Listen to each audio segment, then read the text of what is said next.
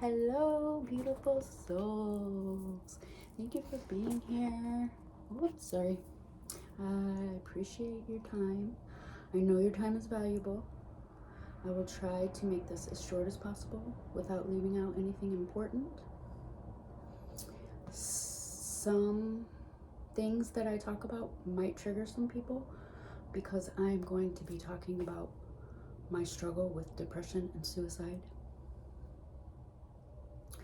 If you or anyone you know needs help, please call the crisis hotline 988. You call or text them. Okay. For me, it all started in 2002 when I had my second son. I felt down in the dumps for no reason at all. When family came over, I didn't want them to hold my baby, but I didn't tell them that. I just stood there in agony while they held him. Then it got to where I wouldn't go outside, I wouldn't check the mail, I wouldn't answer the phone, I wouldn't answer the door when someone came over. And then one night, I was in my kitchen, and I don't know why, but for some reason, I just froze. I couldn't move, I couldn't speak. And then I started shivering, and my 5-year-old son was there, and he went and got me a blanket. And once I warmed up, I came out of it. And then the next day, I called to get help because that was scary. My son never forgot this. He even wrote a story about it in school when they had to write about a time when they helped someone. It made me very sad to hear because I wish I could just erase that from his memory. I was put on meds and I started seeing a therapist. However, neither of them helped. I tried numerous meds over the course of a year. And during this time, my stepdad was diagnosed with lung cancer. Okay, so my son was born in March, and my stepdad, which I now call my dunkle, and that story will be in another video. He was diagnosed with lung cancer in like May, I think. In June is when he had his surgery, and then he passed away in December. So it was quick, and I was in denial. Like I was thinking, well, if I just don't think about it, then it's not real. But it was real, and when I did spend time with him, it was too hard for me to say the words that were in my heart, so I didn't say them. And excuse me, I gotta let my cat in the door. So he left this world without hearing what I had to say to him. Come here, Jasper. Say hi. Hi, this is my Jasper. Oh, it's Friday the 13th too. It's my black kitty. He loves her mama. After he passed away, I sunk into my depression even further. Shortly afterwards, I ended up leaving my husband. My sons and I moved in with my dad. I quit taking my meds. I knew about tapering off, but I just didn't care, and I just quit taking them. I didn't have plans to end my life. I just wasn't happy.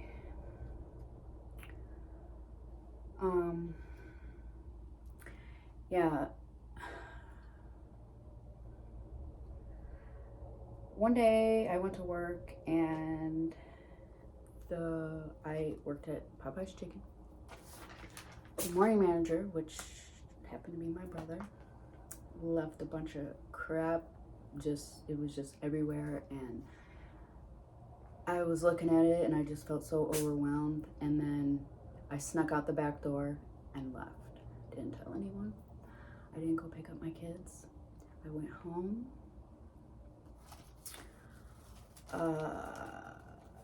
Now this is the part that might trigger some people. Now I know we're not supposed to talk about methods, but in order for you to understand, I have to tell you that I was prescribed sleeping pills, and I took a handful of them. I wrote a letter to each of my sons, both of my sons, and then I took the rest of what was in the bottle. I laid down on the bed, on my stomach, and I don't know how much time went by, but after a little while, my body started to feel weird. And then I tried to move, and I couldn't. So then I tried harder, but I couldn't. I was trying to move, but I was staying still. And then I noticed that my breathing was getting shallow, my heart was slowing down, and then I started freaking out. And I started bargaining with God, like, please, God, help me, save me. I didn't mean to do this. I didn't really want to do this. I promise I'll never do it again if you just help me now. Well, somehow, some way, I started throwing up black stuff. And I happened to be close enough to the edge to where the vomit went off of the bed and not onto the bed. But after, I don't know how long of doing that, I was able to move. I got up, I cleaned it up. Shortly after that, my dad came home with dinner, and I sat there and ate with him, and he never even knew what had just happened. And I've only told a few people. I don't want to forget anything. After that, I continued to exist, but I wasn't living. I was just here. I was able to get by until like 2010, and then my heart was broken. And in the past relationships, it was usually me who did the leaving and the heartbreaking. Although it hurt me too to hurt someone else. But this was like the worst I've ever felt. And I felt like it was like a combination of every time I'd hurt someone in the past, it was all coming back at me. I just felt like my heart was ripped out, trampled on, dismembered, put back together, and then shoved in there upside down and crooked. And once again, I tried to get professional help. It didn't work. So I was just walking around without a purpose. Well, my purpose was to be here for my boys, which I was here, but what did I teach them? That's gonna be in more videos too. In 2015, my boys were 13 and 18, and you know how teens are, they don't really want to hang out with their mom. And so I felt like that was like I didn't have a purpose anymore, because I felt like they didn't need me, even though I knew they still needed me, but not in the same way.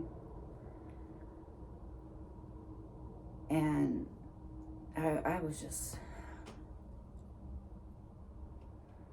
empty. I just felt like I had no connection with anyone. When I did, they ended up stabbing me in the back and hurting me. One payday, I woke up to realize that after I paid some of my bills, not all of them, some of them, I was going to be broke again. And I just couldn't take it. I was like, what is the point of working every day if I'm just going to be broke again?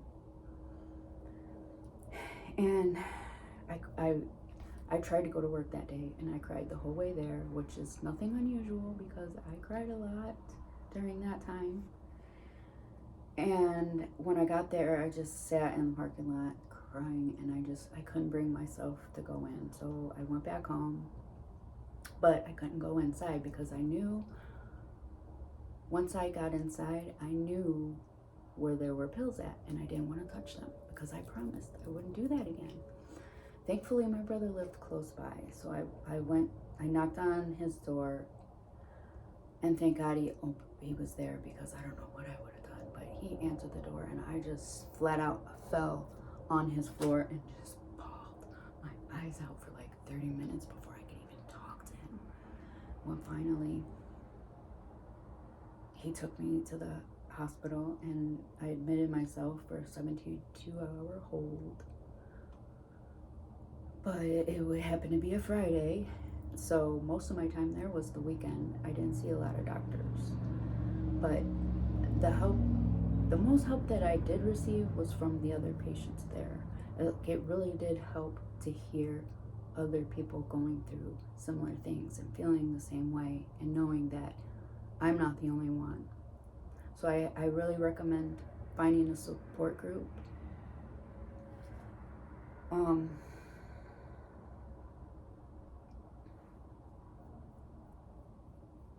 Sorry.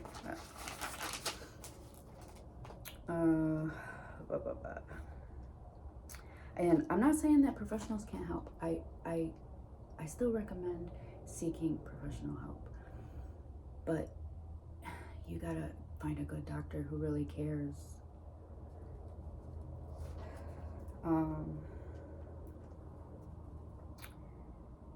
In therapy, they'd have me talking about things that really was distressing to me, and I ended up leaving therapy session feeling worse than when I went.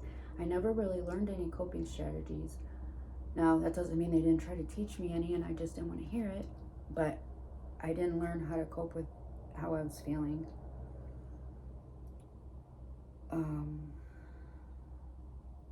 So back to like 2015, and then it was 2016 and my mom's husband passed away, and she'd never been alone before and I was having a hard time, so I moved in with her.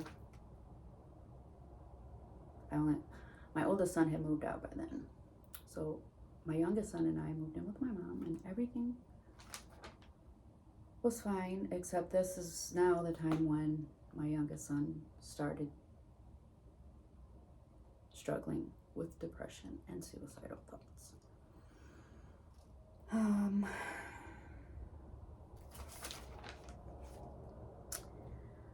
Around the same time, I met this guy named Robert, and it wasn't love at first sight. It was a friendship. Like, we were both looking for companionship, you know. So we would hang out, and eventually we just started hanging out more and more, and then he started giving me money every week. And you know, since I had lived paycheck to paycheck my whole life, I was never able to buy myself anything. But now I was able to, you know, spend a little bit of money on things that I wanted. And I taught myself how to crochet, and I started making stuff. But that's what I did during that time. But eventually he wanted me to move in, and there were some red flags. I didn't really want to, but he kept insisting, and I just went. And it was fine for a while, and then I started noticing more and more red flags. And some of them I would just ignore. Other ones I would question, and of course he denied everything. So, you know, I didn't listen to my gut, and I stayed with him.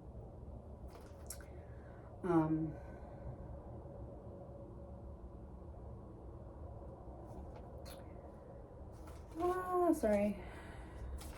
It's just hard to remember everything. During this time, my boss had been very understanding with me. He let me work from home for a short time when I needed it. And there was actually a time when he was my only supporter. He called me every day to see how I was doing. But also, like, I worked in a very hostile work environment. And at one point, I had the proof to prove it, but that was in 2016, and I was too depressed to even deal with it, so I never did anything with it. But, you know, he would yell a lot to where spit would come flying out of his mouth.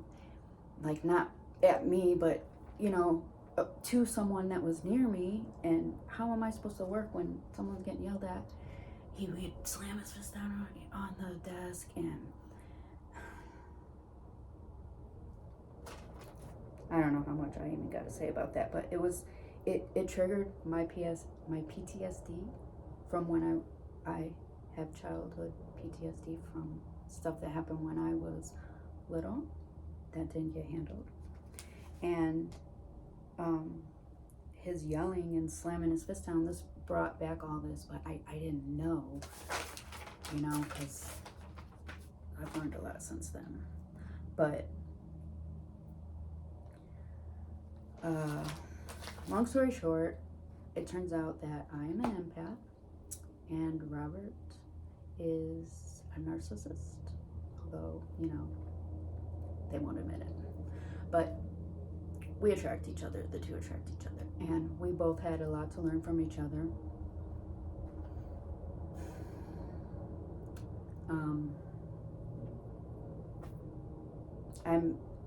I've been with him 7 years now. I'm actually thankful for this relationship because I don't think I would have learned what I learned without this, but he pushed me to the brink. Like, because of him, I've learned how to stand up for myself, and I don't remember what else, but our relationship got worse over time, and one day he told me that I was using suicide as an excuse to get out of doing things, and that hurt me, like, to my core, because, like, really, that's what you think? Like, I only talk about it when I'm desperate. So that made me feel like he didn't love me at all, because how could somebody say that? He would use things against me. Like, one time I told him a story about how my stepdad used to yell at me when I would peel potatoes because I would peel too much of the skin off. And then when Robert and I would be arguing, he would bring up my stepdad and potato peeling. Like, what does that have to do with our argument? He was just trying to get to me. He just wanted to push my buttons. And people need to understand, when we open up about how we're feeling about suicidal thoughts, it's not for attention. It's because we're, like, desperate. It's either because we trust you enough to tell you, or we're just to the point where we just don't care and we're just gonna let everybody know this is how we feel. But the worst thing you could do is ignore it, or say something like, oh, you don't have it that bad, or snap out of it, or, you got a roof over your head, you got food in your belly, it could be so much worse. No, you don't understand. You don't understand when your mind is against you all day long. Like, I used to cry myself to sleep every night and beg God, please let this be my last day. Just take me in my sleep, please.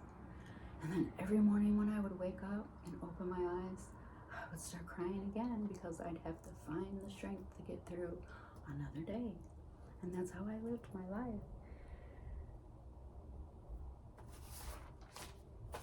So now, if someone mentions suicide to you and you're not comfortable talking about it, don't ignore it. Just say, like, I don't really know what to say, but I think maybe this person you might be able to talk to this person, or give them some kind of information. Give them the 988 number. Just don't ignore them, and don't say something smart. Keep it to yourself. And I don't know for how long. It was more than a year. I was dealing with intrusive thoughts to where, I'd just be going about my day, minding my business, and all of a sudden, this vision would pop into my head, and it would be a way of how I could end my life. And it was very detailed, and it was disturbing, and it would, like, catch me off guard, and, I would feel crappy after that. And each month, it was a different way that would just pop into my head, but it would be the whole month long, that same one. And then the next month, it would be a different one. And sometimes it gave me new ideas, and sometimes I would gather some supplies, and I had what I call my suicide bag, and I kept stuff in there so that when the time came, I would be prepared. And you know, even when I wasn't feeling that bad, those intrusive thoughts would still pop into my head, and I was like, excuse me, what's even the use? What's the point in even trying if this is just gonna happen? Maybe this is what I need to do. And we just, Robert and I kept fighting more and more and more, and I had lost all my friends, everyone close to me. I had no one left. And one night we were arguing, and I shook a bottle of pills. I'm like, I'm gonna take this whole bottle if you don't stop yelling at me. Now, he didn't know it was just a bottle of Advil, but he didn't come.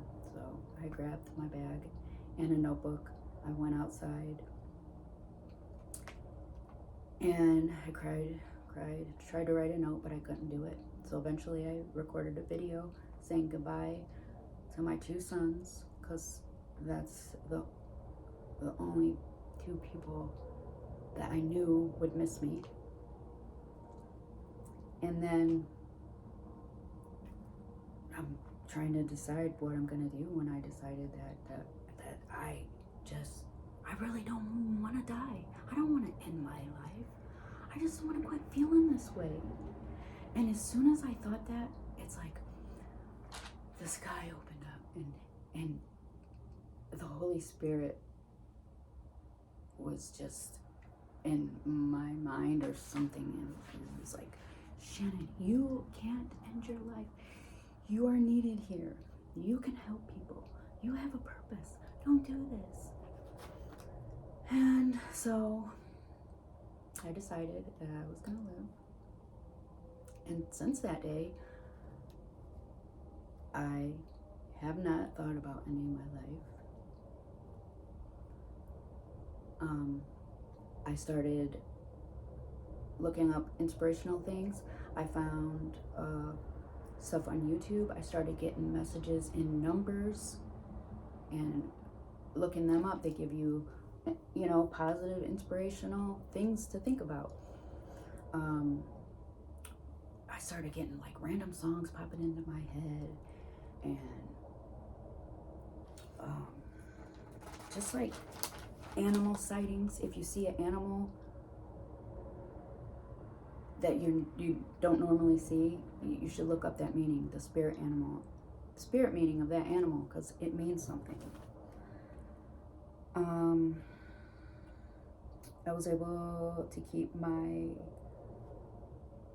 mood positive, and for the first time in my life, I was able to go to work and leave my crap at the door. I left my phone in my purse. I didn't even look at it until I clocked out and was in my car. I went to work. I gave the customers my full attention, and many of them were very appreciative. But unfortunately, I got sick at work from this customer was harassing me, wanting me to give him stuff for free, and he wouldn't take no for an answer. And I know now I have adrenal insufficiency, so my hormones don't produce the way they're supposed to when they're supposed to. And so I got extremely sick, and I had to lock the door for 45 minutes until the manager got there. And I lost my job because of that. They took me off the schedule, and then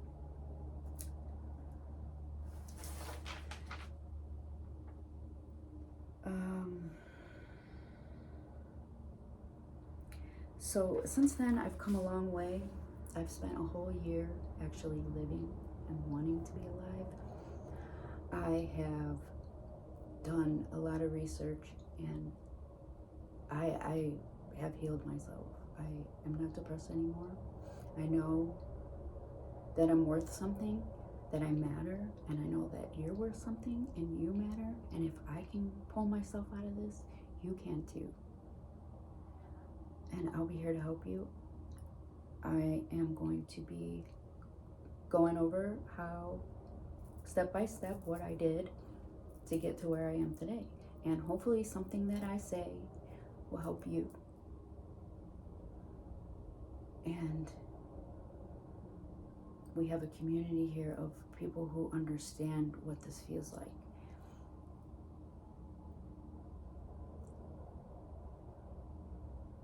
But one thing is that we have to hold on to hope. Hope is the most important thing in our life right now. And I recommend that you get something like as a symbol. So I found this bear like the next day after I decided that I wanted to live. And I don't know if it's called the Hope Bear or yeah, it is the Hope Bear. He's on his knees and he's praying. So I got him and I keep him on my desk. And whenever I see him, stop. Take a deep breath.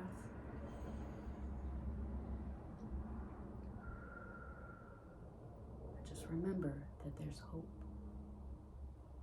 And you can do this. Thank you for listening.